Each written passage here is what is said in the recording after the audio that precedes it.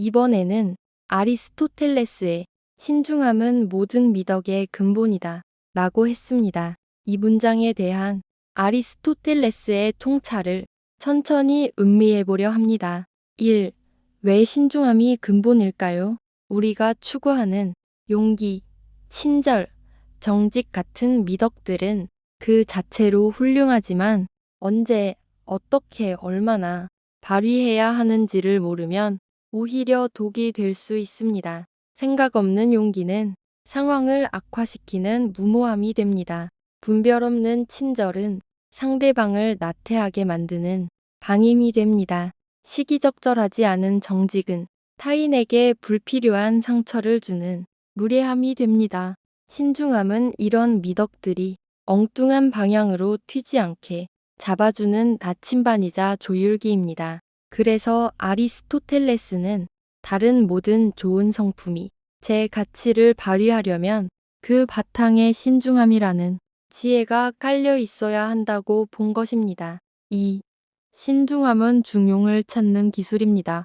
신중함은 단순히 소극적으로 망설이거나 주저하는 것이 아닙니다.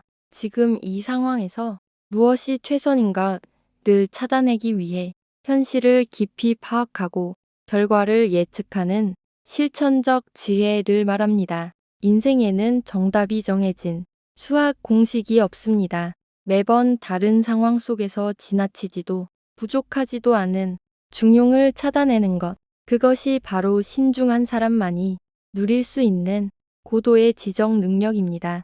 신중함은 감정에 휩쓸리지 않고 내면의 이성을 깨워 행동을 결정하게 합니다. 3. 일상에서 신중함을 기르는 법. 신중함은 타고난 재능이 아니라 끊임없이 연습해야 하는 근육과 같습니다. 신중함은 자기 삶을 주도적으로 이끄는 힘입니다. 충동이나 상황에 끌려다니는 것이 아니라 내가 원하는 가치를 지키며 가장 지혜로운 길을 선택하는 과정이기 때문입니다. 신중함이 깃든 삶은 결이 다릅니다.